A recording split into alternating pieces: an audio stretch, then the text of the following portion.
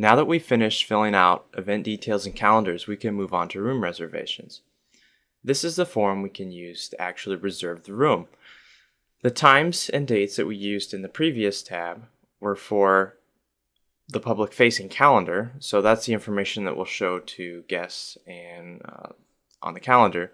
But the actual time that you need to reserve a room for was probably going to be more than the time allotted. So say you need to take into account cleanup time and things like that, you'll need to use this form then to add that information in. And this is the actual amount of time that the room will be reserved for.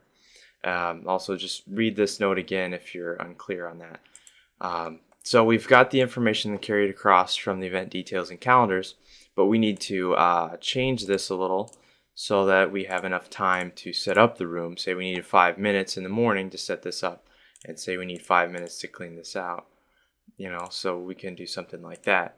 Now that we've adjusted those times, we can move on to adding the actual room. We first do this by clicking on the building drop down and selecting the building that your room is in, and then we'll narrow it down from there. So say we wanted to add a White Activity Center room. So we'll click here and we'll see a list of options.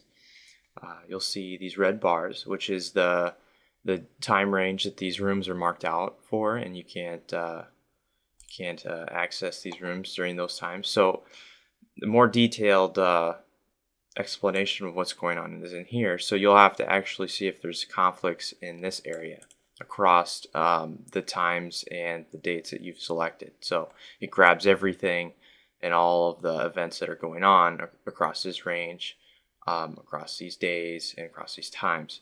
So you'll have to actually click in here to get the detailed explanation of what's going on.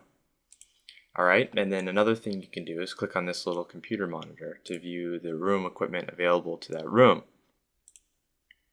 Alright, and then there's a couple other details. So say we want to add the Centennial Hall, we can click here and the pop-up box appears. From here, this is simply just asking you if you want to display your information on the calendar that you've selected.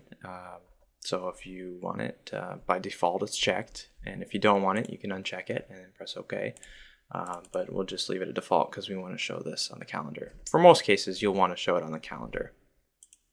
And then it'll say, well, there's a conflict, so we can't pick that room. So we'll need to find something that isn't reserved for the times that we've selected. So this one looks okay, so we'll click here. And that one was okay. So it's added to our room's requested list. Alright, from there, we can do a couple other things. Say we don't find our room here, but we know what we want to choose from. So we can add a classroom manually by going down here and say we want to add the White Activity Center. We can just throw that in here and say, okay, we want room 12 in the White Activity Center.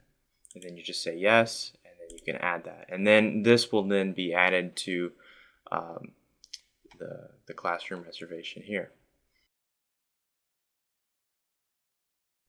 I would just also like to make a note that if you are a person calling to ask if a room is available, just know that it's not guaranteed that you're going to get that room. You have to actually go through this system so that your request can be approved, and then it will be official. So just because you've called and reserved a room and someone said it was okay, doesn't mean that you're going to get the room.